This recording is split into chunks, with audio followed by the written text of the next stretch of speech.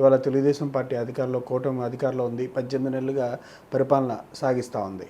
ఎంతవరకు మీరు ఇచ్చిన హామీల్ని నెరవేర్చారు?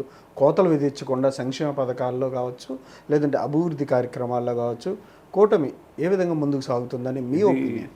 కత్తి మీద సాగు సార్. 14, 19 మధ్య తీవ్రమైన ఇబ్బంది ఎదుర్కొని కూడా డెవలప్మెంట్ చేసుకుంటూ వెళ్ళాం. ఈ గవర్నమెంట్ స్కీములు ఏదైతే ఉన్నాయో కేంద్ర సహకారం లేదు అప్పుడు సరిగా. విభజన చట్టం అమలు కాలేదు, పెనుభారం ఉంది, ఇండస్ట్రీ లేదు, ఉపాధి లేదు, మనకున్న వ్యవసాయ రాష్ట్రం, లోటు బడ్జెట్లో మనం మొదలుపెట్టాం, రాజధాని లేదు, ఒక ఆఫీస్ లేదు, అన్ని చెట్టు కింద పుట్ట కింద కూర్చొని పనిచేసే స్థానం నుంచి మొదలుపెట్టాం. 14, 19 మధ్య కొంత కాన్సెప్ట్ బిల్డప్ అయింది, రైతుల సహకారంతో అమరావతి సహకారం అయింది. తర్వాత వచ్చిన ప్రభుత్వం దాన్ని నీరు గార్చేసింది. ఏదైతే చంద్రబాబు గారు పునాది వేసుకుంటూ వెళ్ళారో అన్నీ ఆపేశారు. దాని ఫలితంగా ఏమైంది, రాష్ట్రం దెబ్బతింది. ఏ ప్రభుత్వం ఆన్ గోయింగ్ స్కీములు ఆపడానికి లేదు. ఆన్ గోయింగ్ స్కీములు కూడా ఆపేసేయటం, ప్రజా వ్యతిరేక కార్యక్రమాలు చేయటం, కేవలం ఏదో పెన్షన్లు ఇచ్చాము, బటన్ నొక్కాము అంటే కాదు కదా. బటన్ నొక్కితే కాదు కదా, డెవలప్మెంట్ కూడా కావాలి కదా.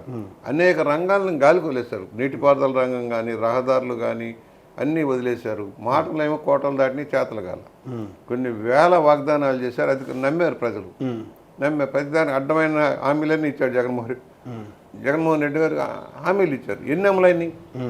ఉద్యోగుల్ని దగా చేసి ఉద్యోగుల్ని రోడ్డు మీద రాకుండా ఒక భయానక వాతావరణం, డిక్టేటర్ నియంతలాగా పోగొట్టబోయింది.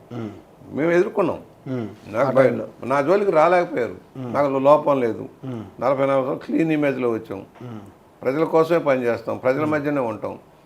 ఇప్పుడు నేను అమరావతిలో నాకు పెద్ద ఇదేం పని లేదు, హైదరాబాద్లో పని లేదు, ఉండేది రాజమండ్రిలో. ఓడినా గెలిచినా రాజమండ్రిలోనే ఉంటాం, మ్యాక్సిమం ప్రజల మధ్య ఉంటాం, ప్రజలతో కలిసిపోతాం.